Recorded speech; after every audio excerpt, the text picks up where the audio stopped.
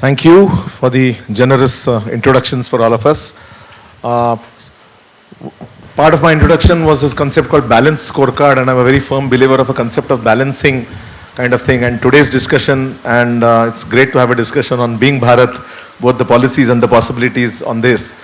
And before we start the discussion, I thought, let me also explain why I'm saying balanced.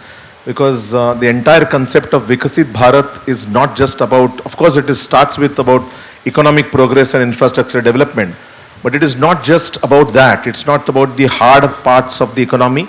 It is also includes the softer aspects of the economy in terms of manpower development, skill development, inclusivity, and providing dignity to all the people kind of thing. So it's hard and soft, both from balancing from that perspective.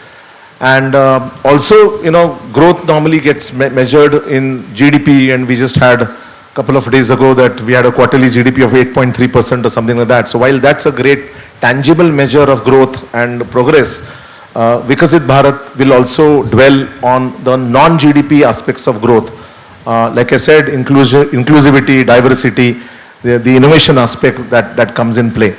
And I hope my panelists will dwell on a couple of things that came in my mind when I looked at the topic. That, there is always this huge debate about growth versus sustainability, innovation versus progress, would you get stuck in the innovation cycle kind of thing, and many other kind of sometimes counterintuitive parts and principles when we talk of progress. So thank you all for taking time out here. And let me start with the panel discussion, and of course Anand is there online as well. So thanks. I know everybody would guess why you couldn't join us today in person, but we still have you online, and that's great. So if other panelists don't mind, let me start with Aditya here. We talked of Vikasit Bharat, we're talking of Vikasit Bharat, but Being Bharat. What does Being Bharat mean for you?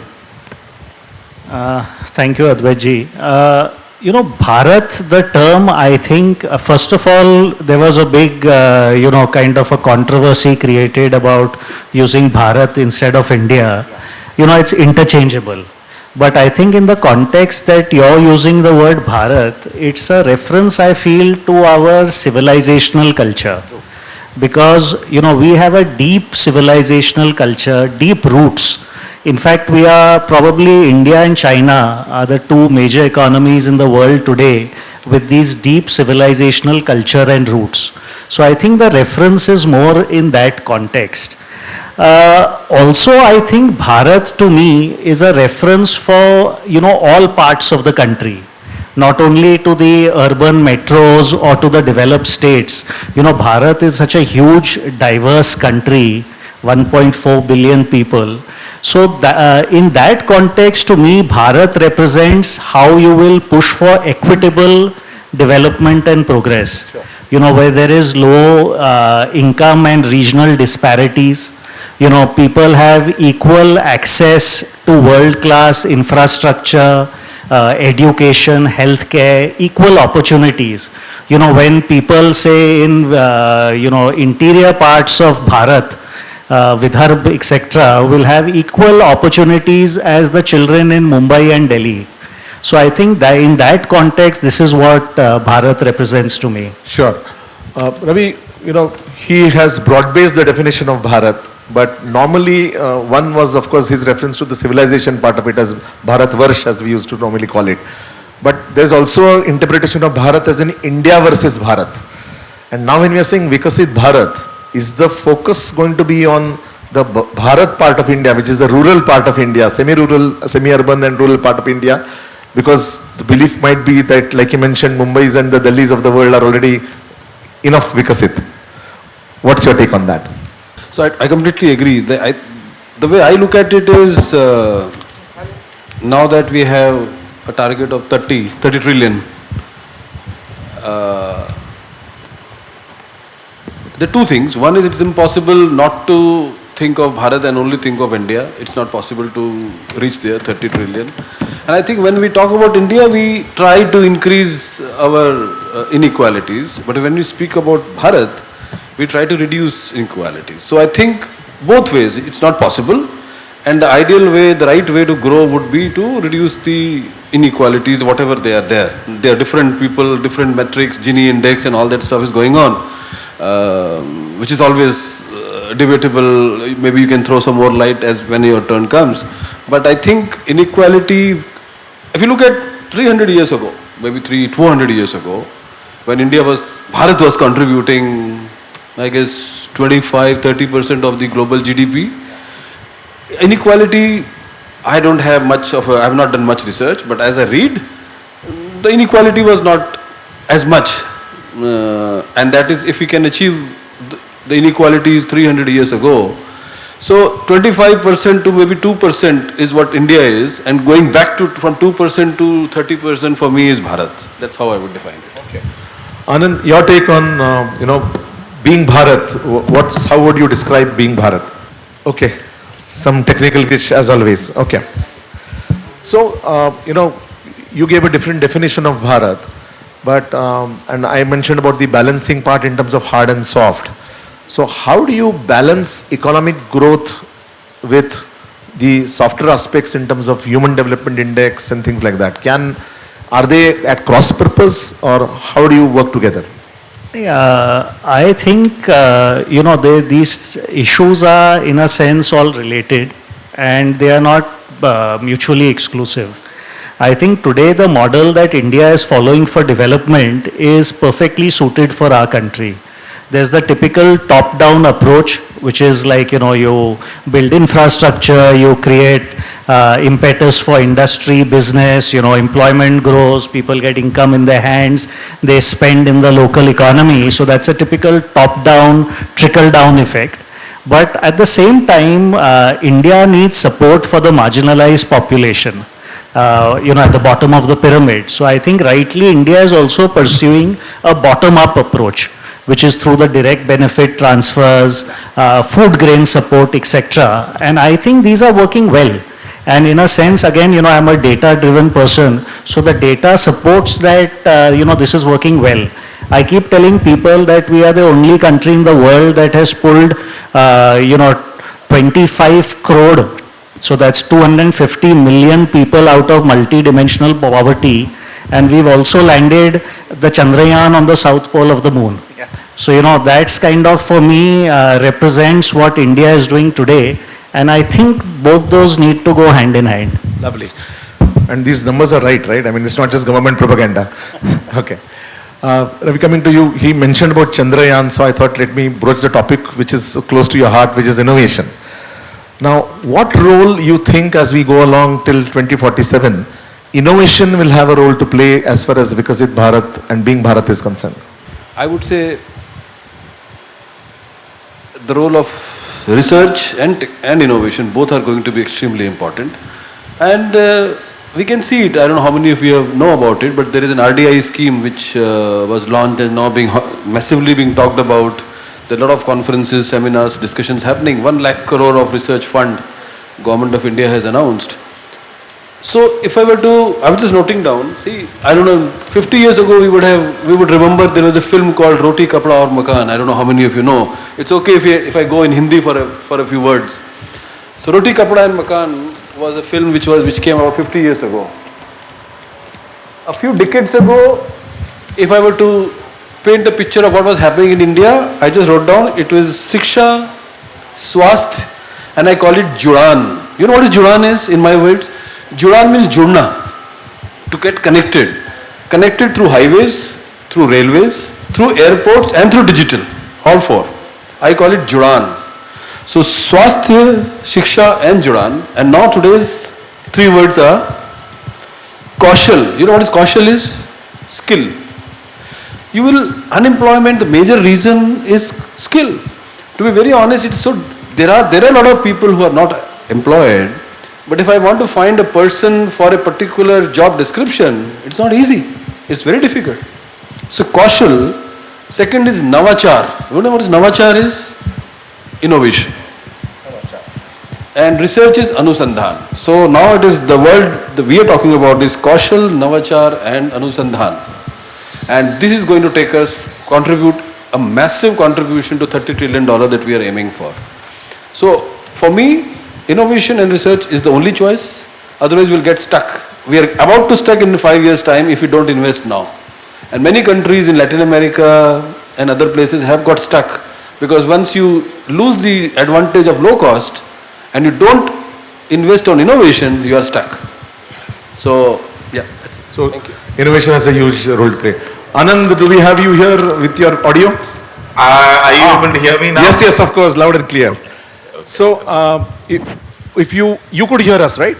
Yes, I could hear so you. I'll go back to what Ravi mentioned about Judan and the connectivity part of it, and I just want to bring your legal angle here because there's always a debate in terms of development of infrastructure versus environment, ecology, sustainability.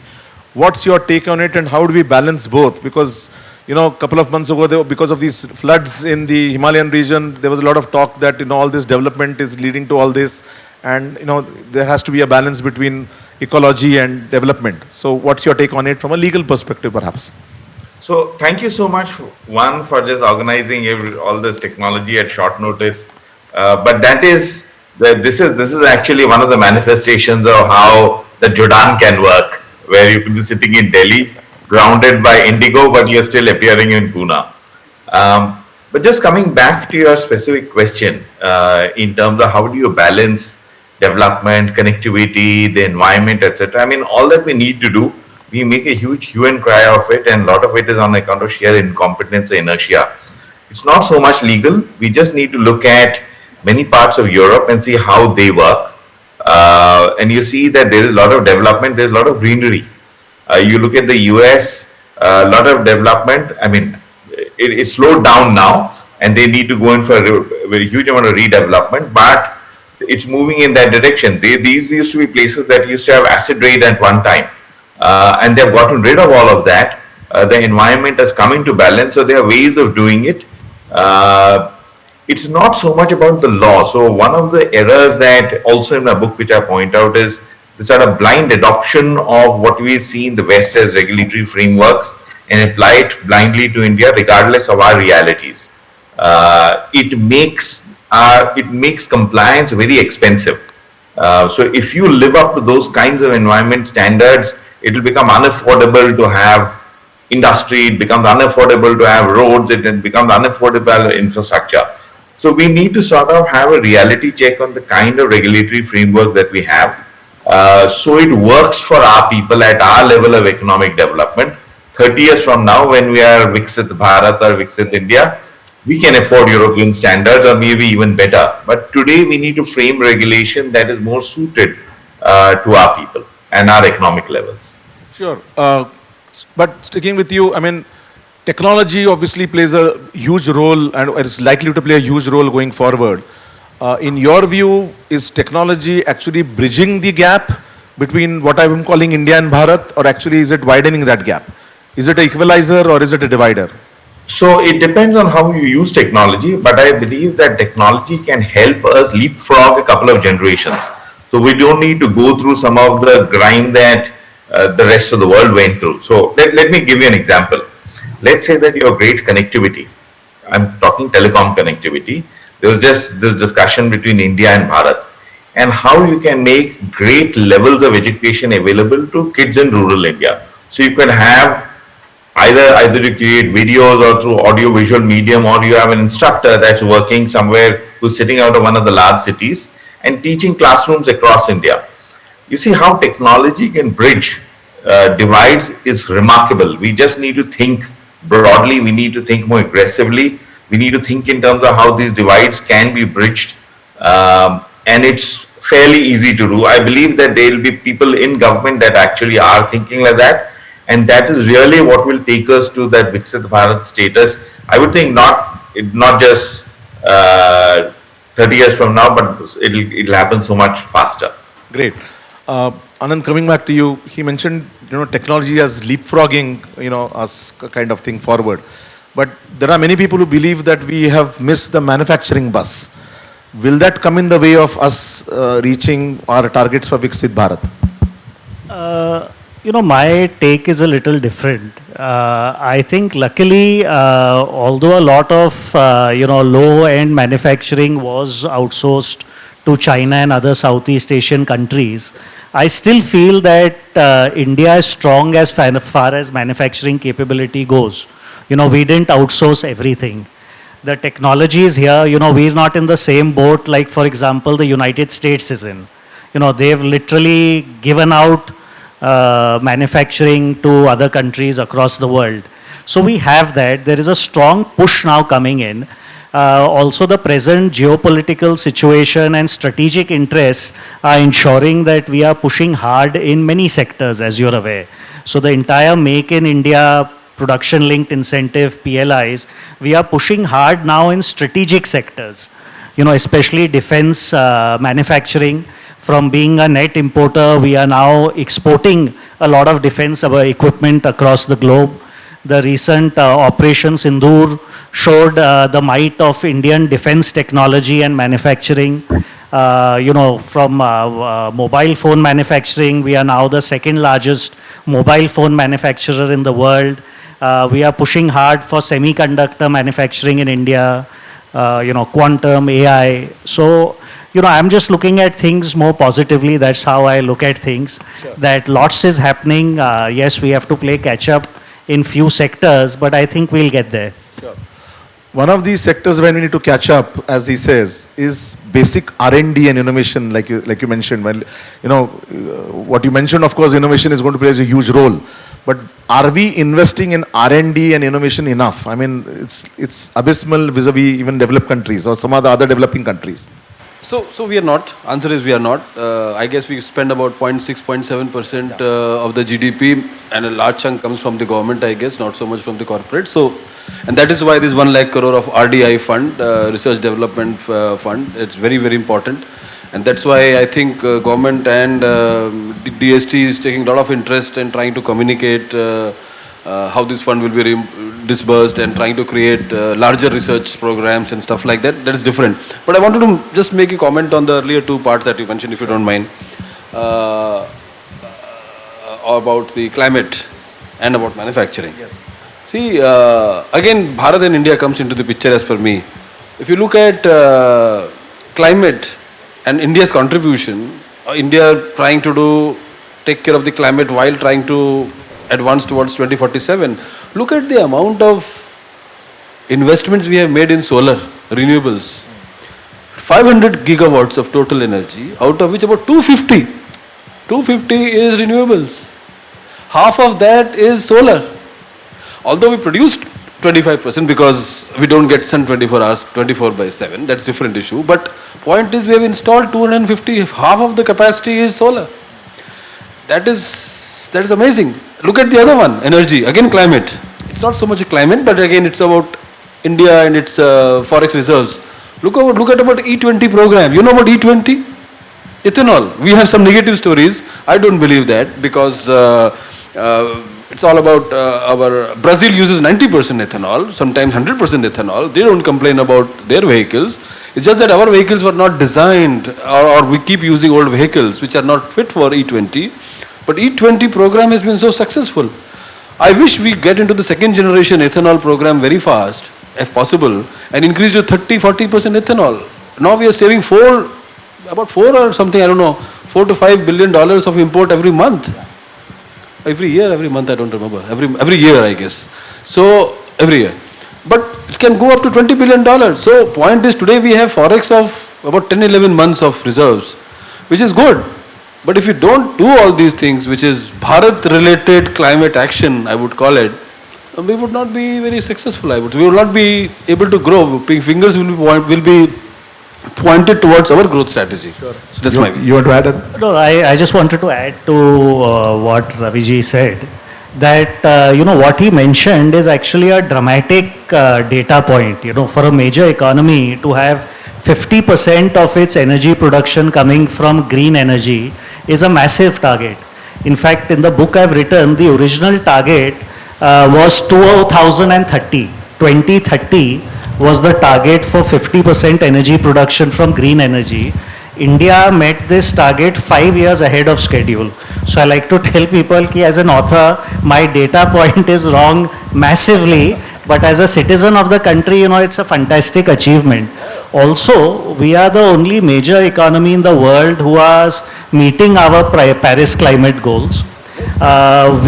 Just another data point that today the per capita emission in India is something like 1.9 metric tons of carbon dioxide, while the global average is 4.8. That's global. It's not considering the large economies and the developed countries. So we never followed the model, which is very hypocritical of the West, that grow first and clean up later. To be honest, that's what they've done. We are trying to clean up as we grow. That's lovely. Anand, coming to you, just a difference that was made in terms of developed countries versus developing countries like us. From your perspective, what are the specific do's and don'ts for us to learn or not learn from developed countries as we move towards becoming a developed country because it's Bharat? I think mostly it's about look at what works over there. So question that we need to ask ourselves, and I also hear a lot of self-glorification that we do in India, but you just think in terms of how the laws work, say, in India and how it works in the developed countries. So there is a lot to learn in terms of how we can make things work. There are obviously a whole host of cultural and other things that we absolutely do not need to learn from the West.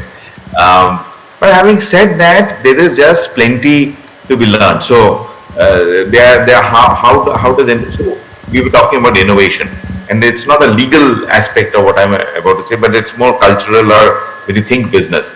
Innovation in many ways is driven in the developed world by business, by entrepreneurship.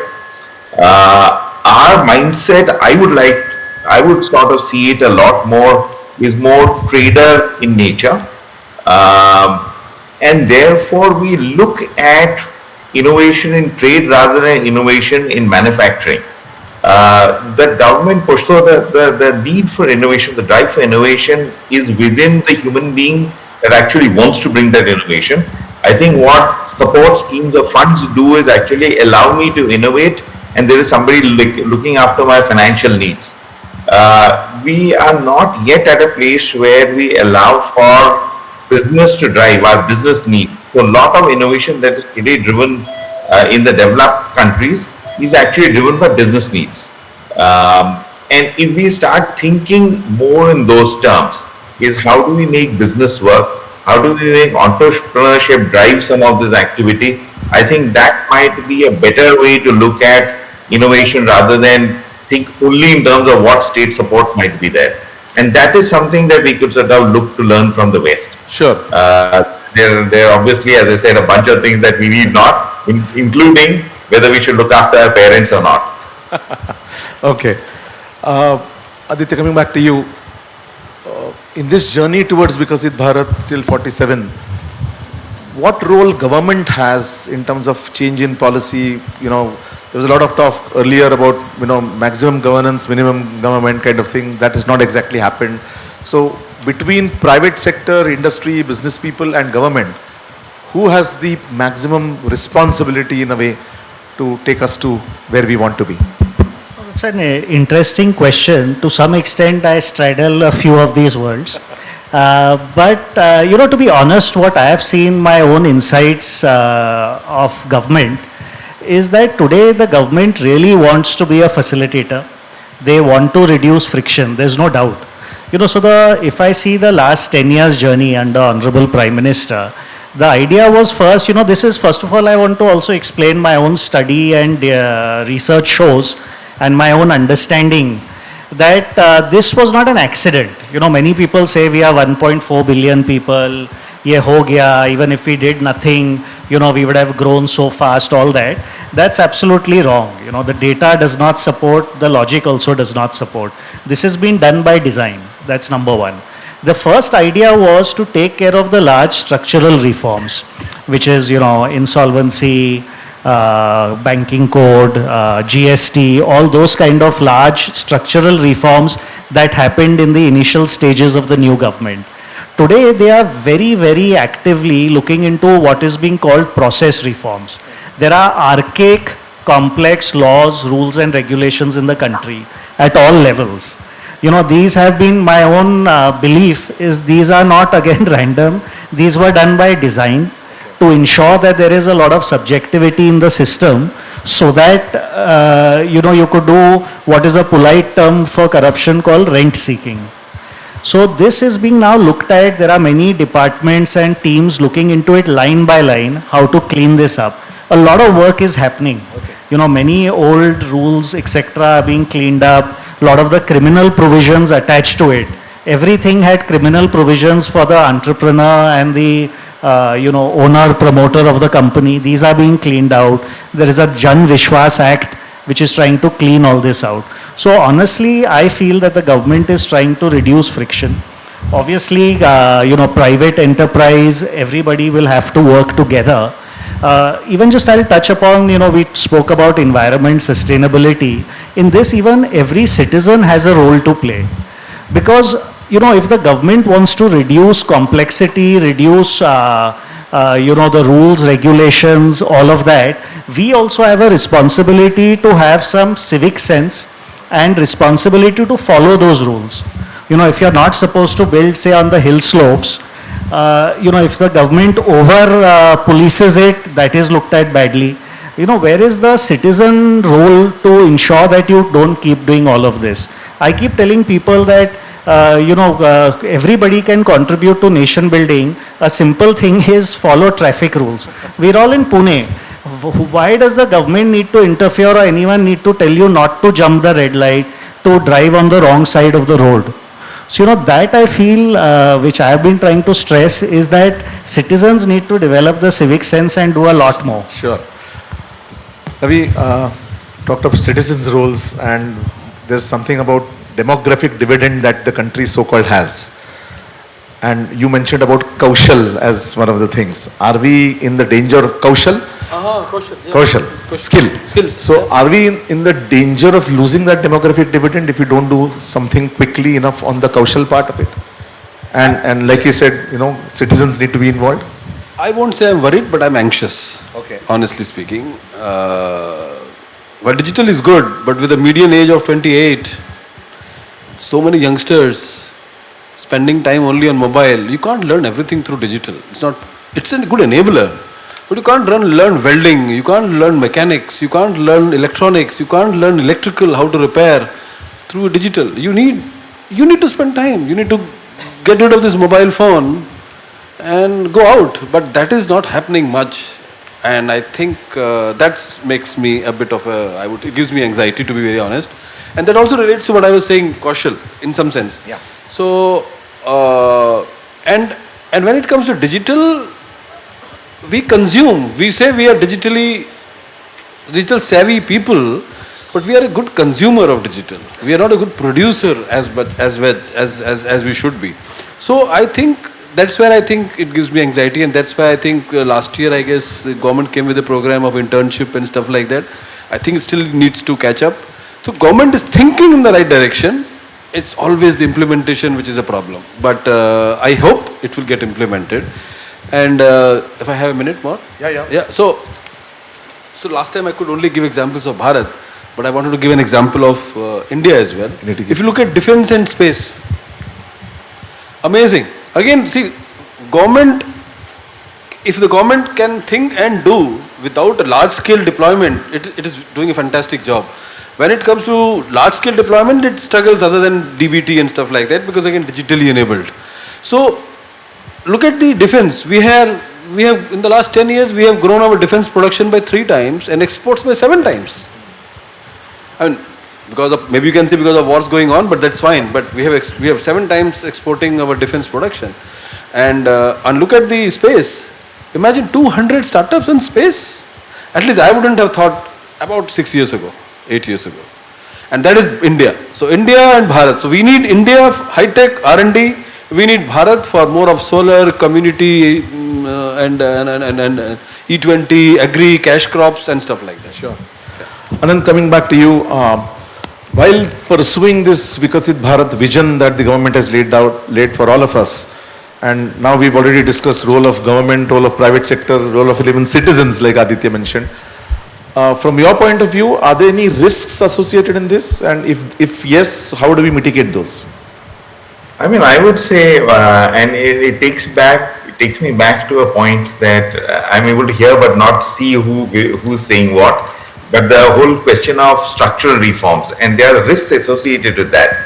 So there are, at least to my mind, a couple of structural reforms that still are pending. You'll find a lot of government and policy makers actually speak about that, and they will talk in terms of whether there should be some sort of reform in our judicial systems, whether how sanctity of contract should be imposed, governance reforms.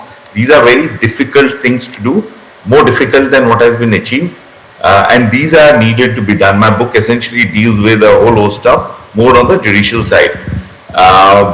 But in terms of where you say the risk, and that is where I sort of fear, is that if these structural reforms in terms of governance reforms or in terms of enforcement or the justice system reforms are not taken, you will probably encounter in India a greater difference in economic level, so that disparity will keep increasing.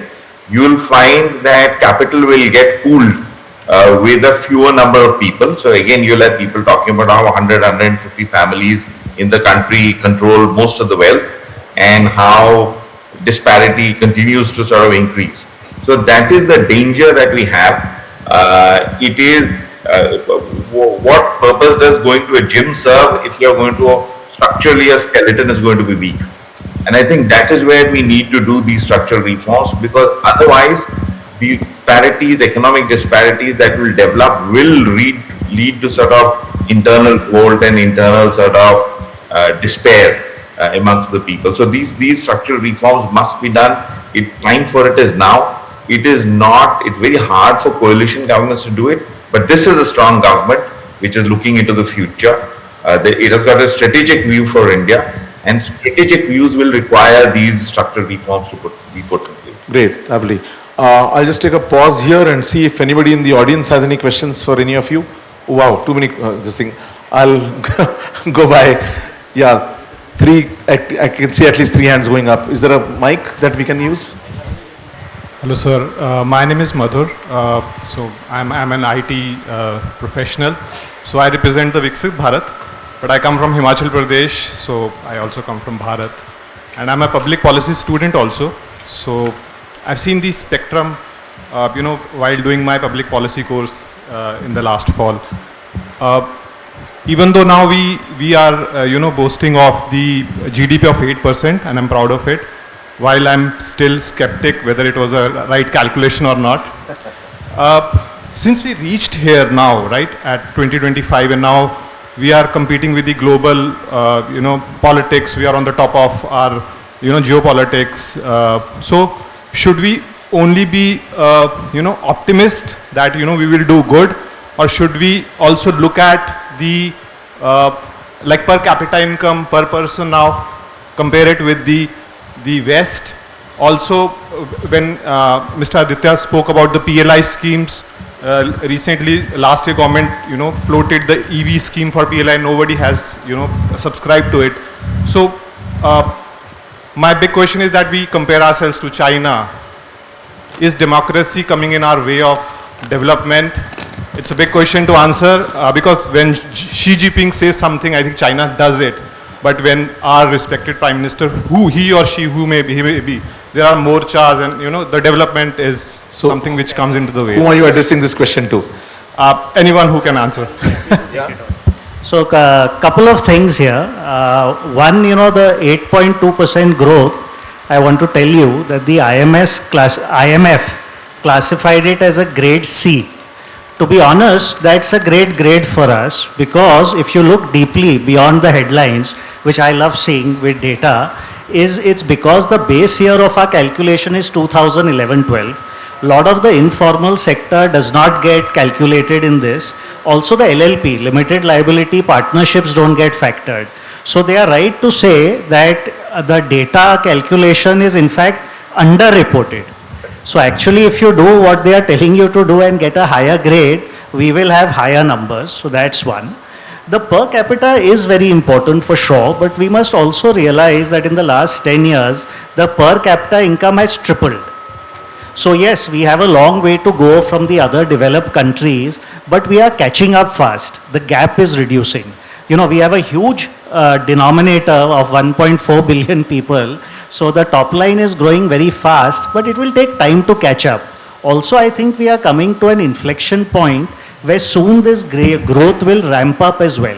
One other just quick, since you're a student of public policy, do check some of the data that comes out of the Economic Advisory Council to the Prime Minister.